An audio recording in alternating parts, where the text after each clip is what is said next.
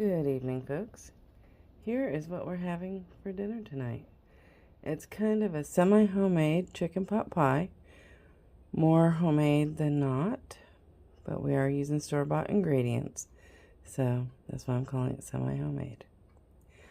There's one side, and there's the other side, okay?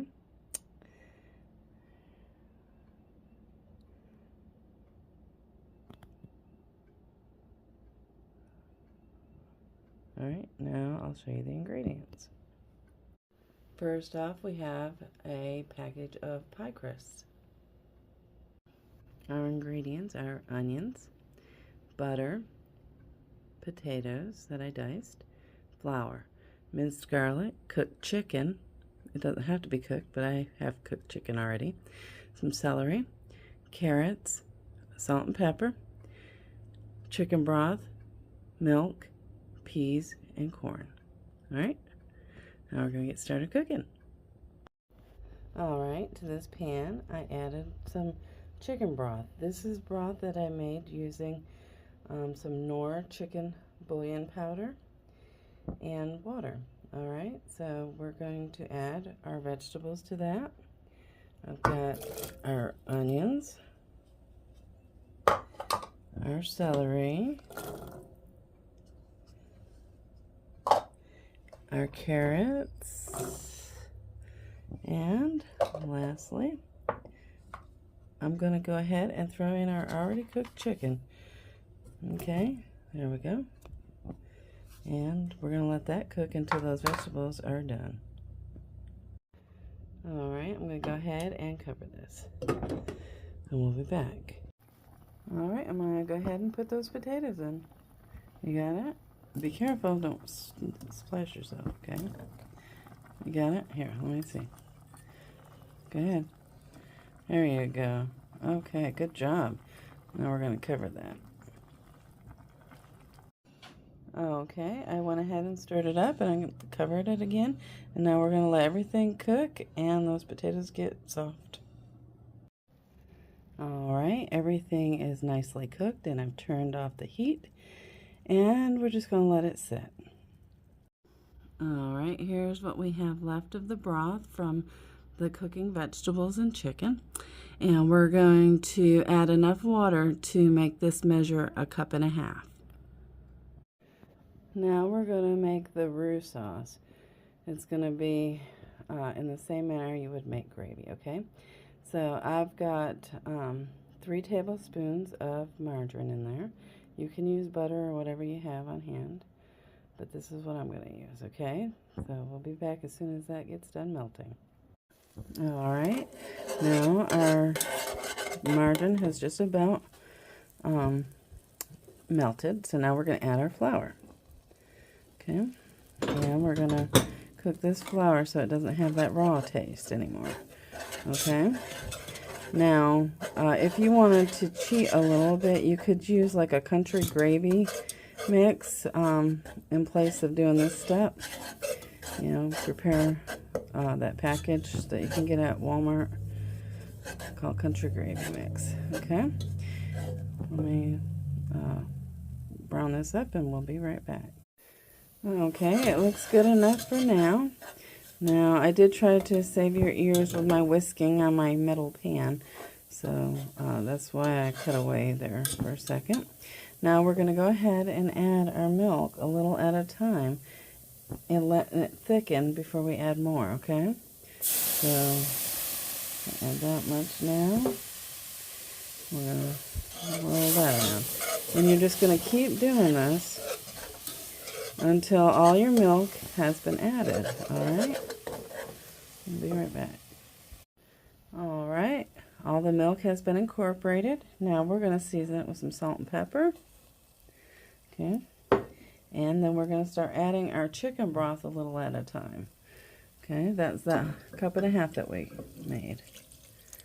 Okay, and then we're going to do the same thing like we did when we added the milk. We're just going to whisk it until it gets thickened, and then add more, and then do the same until it's all incorporated, okay? And we'll be back. I'll save your ears, okay?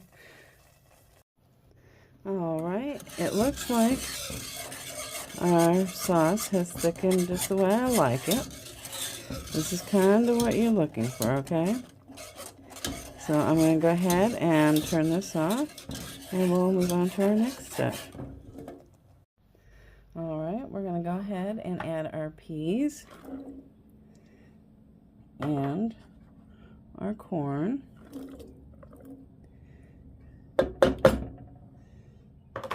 And then our chicken and vegetable mixture. Okay, this is going to make our chicken pot pie filling.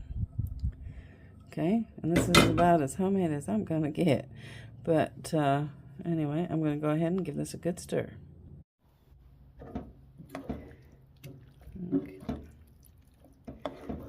See there? And if you even wanted to get a little less time consuming, you could use cream of celery or cream of chicken or cream of mushroom soup. You know, as long as it's some kind of a cream soup. Oh, even gravy works really good as well. Okay, like beef or chicken gravy. Okay, and now we're gonna let this cool. This is our chicken pot pie filling. All right, I've refrigerated our chicken pot pie mixture, and now we're going to go ahead and put it in our pie shell. All right, and here is the amount that there is. Okay, I just wanted to give you that visual. All right, now we're going to place the top pie crust on top. Okay. All right, I've done that. Now I'm going to fold up the edges of this pie plate, and the pie crust will eventually come out. Okay, we'll be right back. All right, and here is what it looks like once it's popped out of that pie shell. Now, as you can see, it did break a little bit, but that's okay, because you are actually going to be putting holes in the top of this so that the steam can vent. So now all I'm going to do is I'm going to go around the edge here, and I'm going to squish these together, the two edges. That way it seals those edges, okay? All right, I just want to show you exactly what I'm doing. Okay, you're going to push in.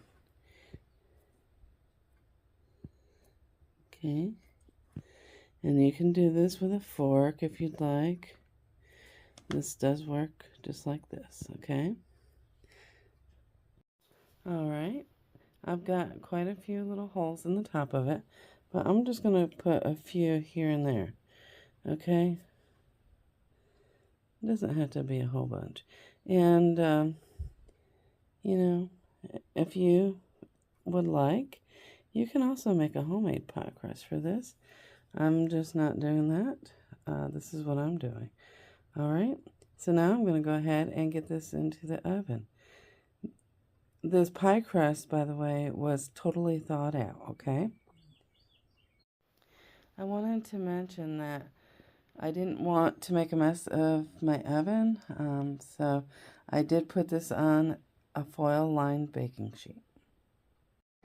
All right, now we are baking this at 425 degrees for 40 minutes, okay? And here's what it looks like. And we're going to cook this until it's nice and golden on top. All right, here is the finished chicken pot pie. How about that? The only thing I forgot to do was spread the top with some egg, beaten egg. It doesn't look like it really needed it, but anyway. Now, if you didn't want your edges as dark as mine, you could always wrap foil around them, but this is okay. It's kind of one little section. I'm not sure what's going on there, but this side looks really nice. This side's must have been a little hotter. So, but anyway, here it is, and we're gonna let this cool, and then we'll serve it up. I'll show you what it looks like. All right, here it is, all served up. We're gonna get ready to eat now.